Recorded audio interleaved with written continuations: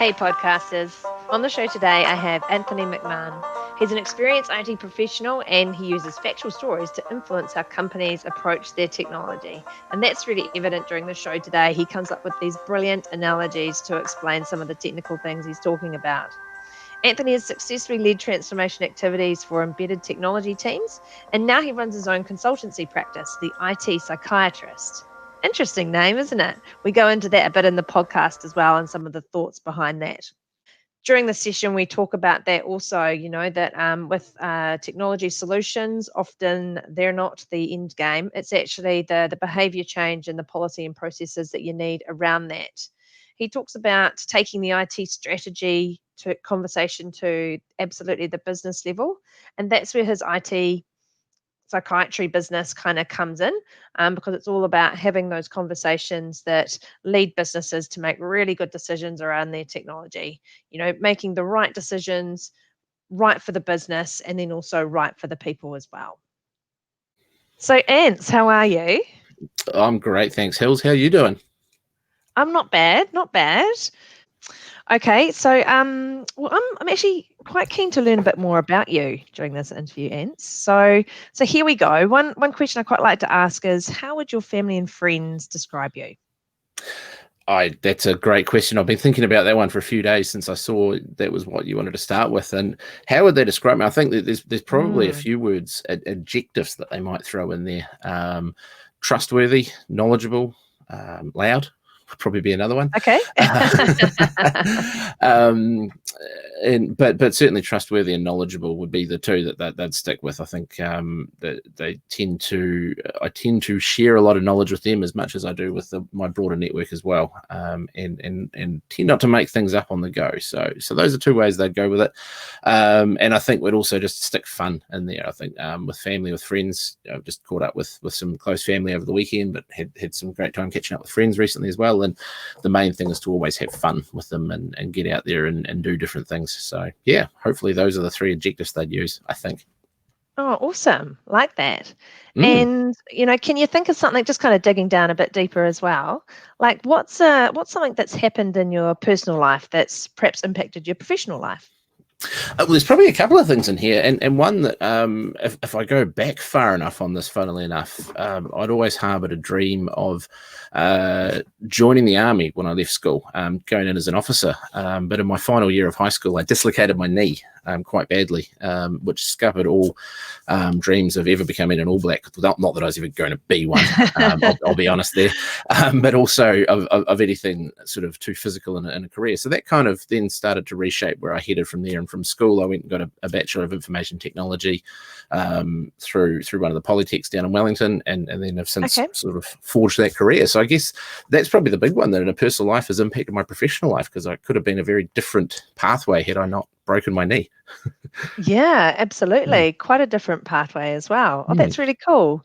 And so, we talked before about how, you're really good at communicating, not just with and knowledgeable, but not just with family and friends, but with the wider public as well. And so kind of touching on that, so I am intrigued. So your business is called the IT Psychiatrist. And what I have noticed is that I think, you do communicate in a different way with your customers and the wider public. So what led you to start the IT Psychiatrist and to communicate in that way? Yeah, absolutely. So, and it's a really good question that actually there's a whole lot that goes into the name of the IT Psychiatrist as well, Hills. And I know you've got a background in psychology. So what I have to clarify first is the IT Psychiatrist is a branding, and I'm not a real psychiatrist. So anyone out there who's hoping for a proper analysis or diagnosis, then sorry. Not that kind of consult. not that kind of consult. And just on that, I do have career regret from not going into psychiatry, because just after I named the company or formed the company, I received an email from a recruitment firm in Australia looking for locum psychiatrists, and they come across me because they'd just done a LinkedIn search for psychiatrists. They were offering me $2,000 a day, all accommodation and travel expenses covered, and a couple of other things. And I was like, man, oh, wow. I'm in the wrong career. I should have done this. But stepping it back, so I mentioned before that I went through and did a Bachelor of IT. and then from there, when I got into the corporate world, I spent quite a bit of my career at BNZ, where I was in a number of different roles, and none of them were the traditional perception of an IT role. So they weren't coding, they weren't hardware or networking. I was in the customer support side of things. So I started my career right back on the help desk, on the IT help desk. So very quickly got a feeling for the fact that there was a lot of our staff out there, and we're talking nearly 20 years ago now. But there was a lot of staff out there who, while they were using technology every day in their job, they didn't necessarily understand how it worked or how it all fitted together, or what came about it. So from the help desk days, I actually had to start learning to talk to them in plain language, not using tech language to communicate. And that sort of evolved through the rest of my career as well. And I spent a lot of time on the stakeholder and the strategic side of technology. So anyone who's familiar with technology roles, I've got that background in service management, process management, and then enterprise architecture. So those are the three areas that I focused on. And what I was starting to realize within the career path that I was taking was that big companies, the BNZs of the world, the Vodafones, the Cordias, they have a lot of budget to build a big IT shop, to bring all these roles in around them, and start thinking strategically. And that includes things like an enterprise architect, which is meant to be a forward-focused strategic role. But when you stepped it down to the more the mid-sized New Zealand businesses, they couldn't afford to have those roles in there, but they couldn't afford not to get the experience that they brought in as well. So all of the strategic thinking and forward focus. So what I was starting to shape up was an idea of going out into the market and starting to just help shape technology conversations in the right way, rather than just be about the tech and be about coding and languages that people should use, but turn it more into a human story and start to communicate with the medium-sized businesses from there. Around about the same time, this was 2015, I think, I started studying towards a master's in management, and the academic side sort of confirmed my own professional observation as well. So that all started to come together.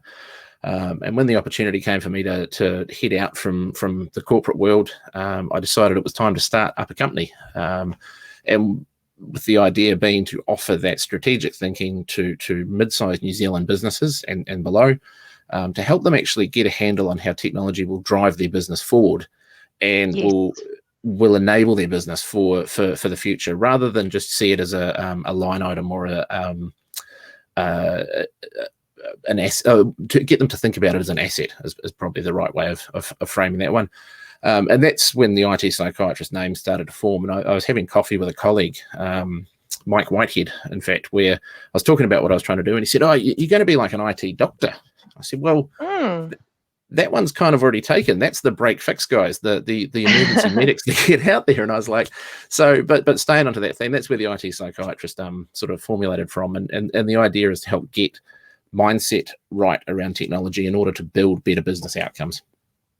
Yes, so kind of taking that IT conversation to the business level, isn't it? Absolutely. And making sure that's part of the planning and part of the strategy for a business, not just something that, the computers are going and that sort of thing. Yeah, computers are going, and we're not going to spend any money on that thing that's been running for 20 years. It's making sure that they actually understand that to move forward, they have to really invest and keep on top of modern technology, not just deal with the traditional payroll system that's always worked and therefore always will. That's true. But also, I think along with your business, I do think that there is something in how you communicate with people as well. I know you've got your Biz Bites podcast, and I see you a lot on social media and articles and commenting on things.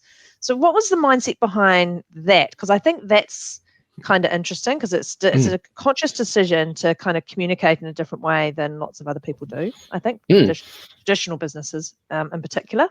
Yep, it's hard to say where that one came from. I think, again, if I go back far enough, I once had my grandma, she's now 98, who always joked with me that I should be teaching her how to use a computer. And we're going back to when she was sort of in her 70s when she was saying this. So I guess for that, part of that was, well, if I was going to teach grandma how to use a computer, how do you communicate in the right way? How do you start to use the language that people are going to understand? And that's, for me, something that I come back to, is that if we use all the jargon that's in technology, we can confuse everyone out there, including ourselves. And there's plenty of acronyms and there's plenty of things that mean something to someone, but they don't mean anything to us, or to the non-technology industry. So that's what I'm trying to do, is actually turn it around into a language that people understand, and start to put common terminology around it. I think you could liken that back to the medical profession, where every drug we've got out there, whether it's Viagra or Prozac, has a chemical name to it. But we have a marketing term that we know it by, because no one would understand if we used the actual technical term for Prozac. It just wouldn't make sense. So same thing for me is with technology. If we keep talking in zeros and ones or in code, or using the analogies that work for us, then does it work for the customer, and can we actually get them to see how well it's going to work? Oh, cool. Well, anyway, I think it's great. I really appreciate the conversations that you are having, and I think that's it, isn't it? I guess when you start talking about IT and the human, all of a sudden it's about conversations rather than super technical, only technical conversations that can happen at a technical level. It kind of raises it up to be a more general kind of conversation as well, doesn't it? Absolutely. And if you can keep it at in a frame that they understand, it's where I use a lot of analogies to tell stories. It does help them understand and engage better. So one example of that is working with a client that I've got. They've formed through a merge. So there's two companies there. They've got two Office 365 tenancies, and we're trying to figure out whether we merge them all into one, or if we create a third one, move everyone to that, and then close the old two down, and to help them understand the difference between the two, because they were trying to get, well, technically, what's the difference? And I said, well, the difference is if it's like building a brand new house from scratch that you eventually move into, versus renovating the house that you live in while you're still living in there. You've got the chance to get it right first time perfectly, but contrast that with if you stay in the house you're in and renovate it, then you're actually going to get some of the benefits of doing that as well. So helping them understand in that context, and we actually got to the point where for them and what they needed, a renovation was much better than building a new house. So it was a very simple conversation that way, just using it in trying to find that analogy that turns back for them and helps them understand what we're talking about, rather than going tenant A, tenant B, tenant C, and license and blah, blah, blah. And they're like, well, I don't get it. So, yeah. Oh, cool. And, helping people make decisions is definitely one of the, the areas you've talked about that you help your customers with. And so I want to talk about decision making a little bit now, because it really is probably one of the hardest things to master, like making good decisions. And it's actually pretty subjective. You're doing it based on the information that you have at that time. And particularly in this kind of fast-paced changing landscape that we have going on now, like, oh my goodness, it is tricky. And it's a conversation I have a lot with my kids as well. I talking to them about good decisions versus bad decisions, and trying to make it not about the person, but about the actual decision-making behavior. So what do you think is the key to good decision-making? And then also, what's the impact of poor decision-making? Yeah, definitely. And it's an interesting one, because I was having this conversation with someone the other day about modeling versus instinct versus going with your gut in decision making. And in that context, I don't think there's a right or wrong answer. Your gut's going to be good enough for helping with a lot of decisions where you've gone through it over and over and over again. But within business, where some of the decisions need to be done on the fly and may need to consume a lot of information, it's where I think good modeling is key for businesses. Okay.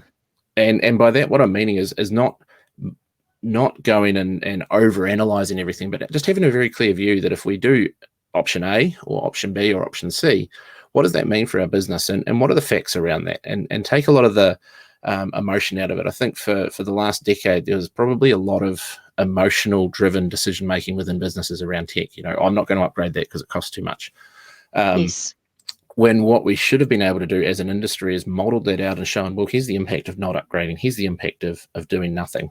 Here's the impact of going with a free license over a paid license, and what this means for your business long term. Here's the impact of putting the system in, and it's where within my business, the IT Psychiatrist, it's where I've formed a partnership with another local company called Link, which does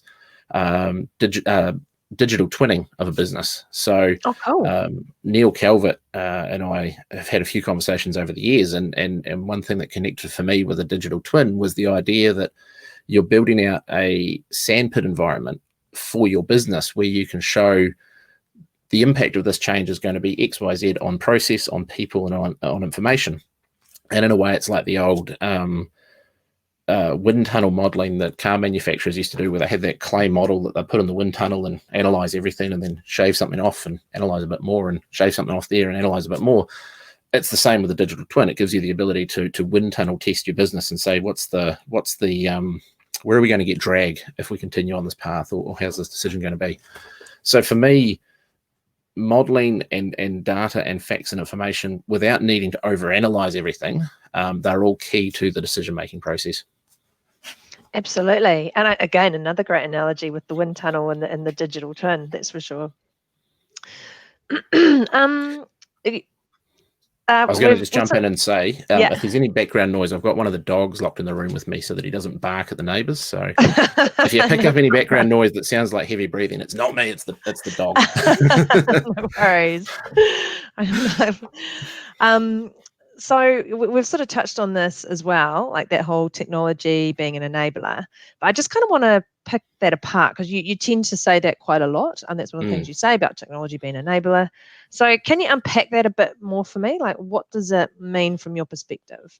Yeah, so I think from that, what I'm trying to say there is that technology, I guess the full phrase that I use is that technology is not a solution. It's a tool that enables a solution to happen. And what I'm meaning there is, for a business, whether they put a good solid firewall in place, or whether it's CRM to manage customer interactions, or a website, that's only half the journey. You know, they're not going to be a successful business overnight because they've got a new website plugged into the CRM. And they're not going to be the most secure company in the world just because they happen to have switched on a Fortinet firewall overnight.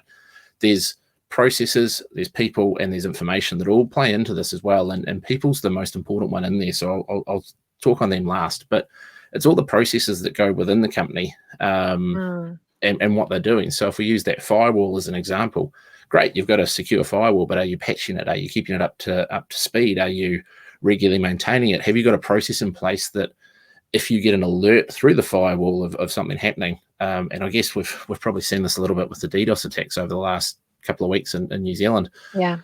If you're getting alerts, how are you reacting to those, and what are you doing with that information? So the process is a huge part of it, but the information's key as well. So coming into that CRM example, of you may now have the potential to hold untold amounts of data about every customer you've ever got. But what are you doing with that? You know, are you using that to retarget them, to resell to them, or is it just falling into this horrible swamp that you actually can't do anything with it? So if you haven't got the structure around the information as well, it becomes, the CRM is just this thing that's making it harder and harder to do your job. And then lastly is the people side. And for me, the people's the big part, which is why I've kept them to the end. Because if they don't know how to use the tools, or they don't understand why they're using the tools, or it's not clear to them what technology is doing, then they may find other ways to do the same thing that technology is there. Yes. And I think you've probably seen this a lot. I've definitely seen this many times, where companies have put in this all singing, all dancing, shiny toy, not turned off anything else, and staff haven't bought into the engagement and the culture of that new toy. So they're still doing it the old way because they remember the old way and it was easier. So people play this huge part in it. Absolutely. And yeah, it is interesting how, I think you're right, like with new systems, new processes, but also new behaviors often have to come as well. And yeah, it can be hard changing people's behaviors, particularly when they're used to a previous way of doing things. So if you don't turn it off, then they kind of retreat back to the old behaviors. 100%. Yeah. And so that's where I'm coming from with that enable part, is that, yeah, you can spend all the money in the world to put great technology in place, but if you don't do the rest of it around there, it's just going to drag you down. So, but the flip side to that is many sales pitches are based on install our thing and see instant all your success. Problems are solved. And everything's solved. And we know it's not like that. So that's where I think the tech industry needs to be honest about is, yep, we can solve your problems as long as you know what they are. Yes, that's it. Like even if you think of the amount of Microsoft Teams projects that perhaps went on, particularly as people are working more remotely. And I have heard comments that, yeah, we've got Teams, but we're still in our silos and not collaborating and using it. And that's because there's that behavior change, but actually bigger than that, there's a culture change that might be required as well to really make use of that particular tool. And some Absolutely. companies have jumped at that, and then some have kind of not gone there. And I think that's why we're seeing a lot more digital projects needing to be run from the top and sponsored from the top. Because if you want culture change in your organization, it's usually, you follow what your leaders are doing, if that makes sense.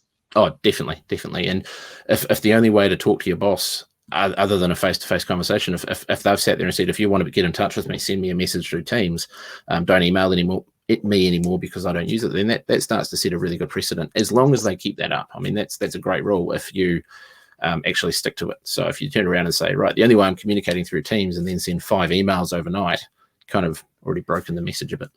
Yeah, that's true. Yeah. Hey, so I saw this really brilliant post that caught my eye.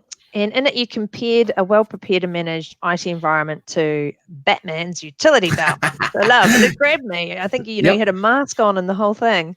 And there's something really appealing about Disney and Marvel for young and old. So there's that bit there. But I did want to talk about, what did you really mean by that when you're comparing the utility belt to an IT environment? It's not your usual kind of comparison, is it?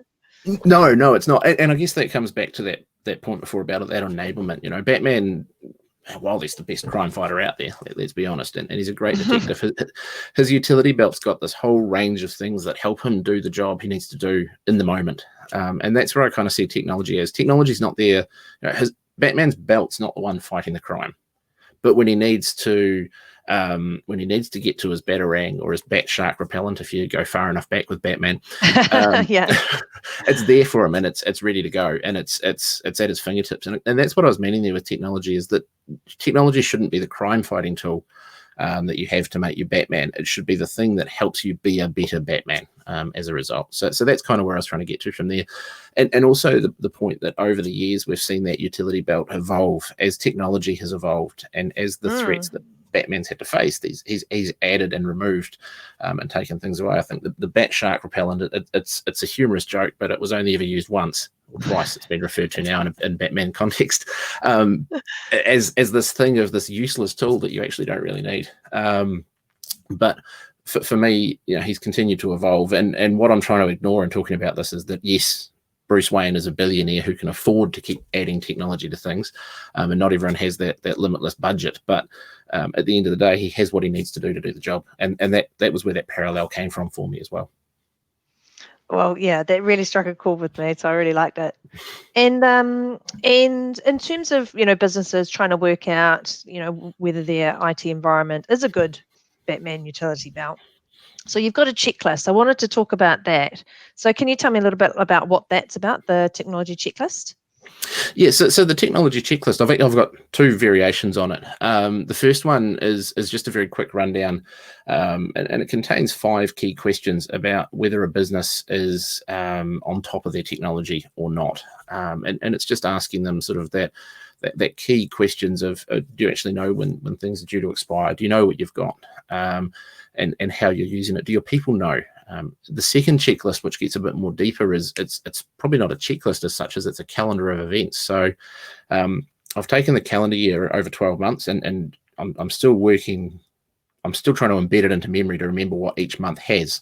But looking at January should be used as the month to forecast the year as to what you want to achieve and how you want to achieve it. Whereas the flip side is December is the chance to look back and actually review. Did you achieve everything you needed to do, and what stopped you, and what should you be parking for next year versus what should you just be saying, look, we don't need to worry about that anymore. It's no longer a problem. Some of the other ones that we touch on are October, which for obvious reasons is Cybersecurity Awareness Month, because it's Cybersecurity Awareness Month across the world. Yeah. So adding that in there, but also having License Review Month, starting to dedicate times of the year for companies to actually think about different parts of their technology to embed it as good practice. So that's where I'm trying to get to with them is, are you doing some of these basic things that a technology department would do Just because you don't have one doesn't mean you don't need to do it. You shouldn't be doing it yourself. So just because you don't have an IT manager or a CIO, someone still needs to go and check those licenses. Someone still needs to manage the vendors and make sure they're meeting expectations. So that's where that calendarized checklist is aiming towards, is, are you doing what it takes to be a good, mature technology organization? That's very cool and sounds very helpful too. And so people can find that on your website? Yes. So that's www.itpsychiatrist.co.nz, is it, or no? theitpsychiatrist.co.nz, www.theitpsychiatrist, or I've got a shortened one, VCTO, Victor Charlie Tango Oscar, which is short for Virtual Chief Technology Officer. And the reason I've got that, they both point to the same website. The reason I've got the short one is that IT Psychiatrist is quite hard to spell. Okay. Oh, that's awesome. And I think, the listeners will find that really helpful as well. And so, yeah, what's next for you, Ants? What are you up to? What are you looking forward to? What's going on? I'm having to look outside to get that inspiration. So what's next? What am I up to at the moment? I've actually got a couple of big projects on where I'm working on the target operating model for a couple of local New Zealand companies. And target operating model sounds really fancy, but what we're trying to say there is actually we're just looking at what changes need to be made in the technology environment to support what the business strategy is. So the target model for them is, how do they want to operate in the future? How are they going to engage with customers, and what does that mean? And what they've brought me in to do is that enterprise architecture focus, which is, okay, cool. So if you have a goal of X, how does technology need to evolve to support that goal? And what is that going to look like? And what's the timeframes in there? So that's a big part for me. Alongside that, I'm also working on a model called, what have I called it? Typically, it's called EA for SME, Enterprise Architecture for SME, but I'm working on a better name, which is the one that I've forgotten. Right Tech. Oh, nice. Yep. So the idea behind Right Tech is again using that, building that maturity and across business owners, across business leaders and boards to actually think about their technology more strategically and think about it as they would for any asset that they purchase outside of the technology environment. So, when companies go and buy fleet vehicles, they tend to look at what they do. You don't see too many construction firms driving around in Mini Coopers. They tend to have vans and utes where they can carry all their tools. So it's that same thing with technology, is how do we make sure that you are buying the tools that are right for you? You're not just buying a Mini to carry your scaffolding, your ladder, all of your tools, everything else that you do to do your job. How do we make sure we give you a van? And flip that around. If you're a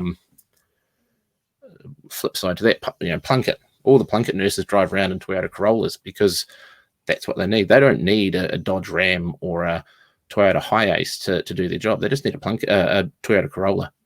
So making sure that they've got the tools that are fit for them. Awesome. And so how can people find out more about you, Ants? So two ways. That website we mentioned before, vcto.co.nz.